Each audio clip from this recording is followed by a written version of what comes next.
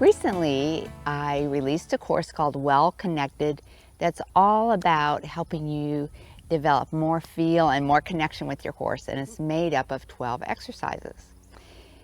And then just the other day, one of the members asked me three questions, and I thought that you'd be interested to hear the answers as well. So the first question, let me read it to you exactly.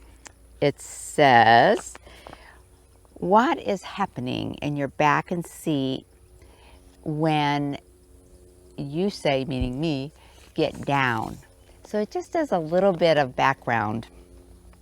I talk about using your intention, being calm, and using your seat first and getting your energy down and talking to yourself about that so you can feel your horse move underneath you through your seat with your body really relaxed and aligned.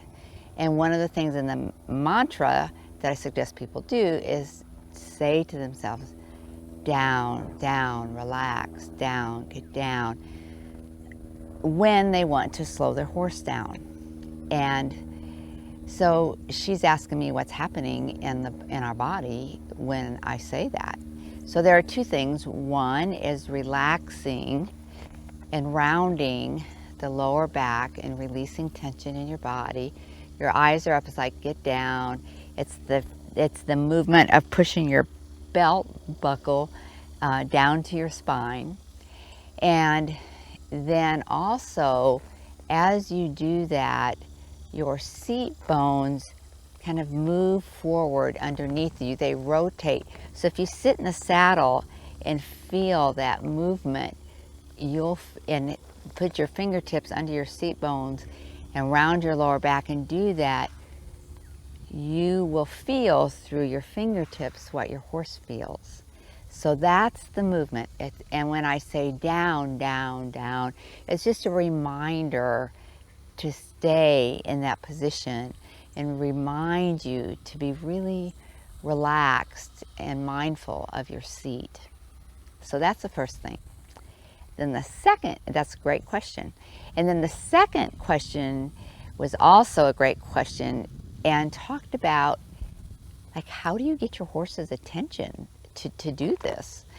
Because what happens a lot of times is when you use your seat to slow your horse down and your horse is fresh, or your horse's attention is elsewhere because of something they're seeing or they're hearing or they're smelling, or maybe been consistent, or see, like Nick's attention is on the gate right there, so I just moved him over. So when it is something about your horse's attention, and it's important to have your horse's attention. And the question is, does using your seat cause your horse to pay attention? I've used my seat there and Nick stopped, and of course he's very aware of that. But here's the answer to that question. A couple of things. Your horse's attention is wherever it is, depending upon a lot of different factors. One of the main ones being freshness, or maybe if they're distracted, like where are they at? And then the second one is our consistency as riders with using our seat first and giving our horse time to feel our seat before we use our hands. And so as a horse as becomes more, like ridden and becomes more ridden down, is not distracted by a new environment, and you stay consistent with using your seat coming down, what happens is that your seat will become a cue, a primary cue, and yes, it will get their horse's attention.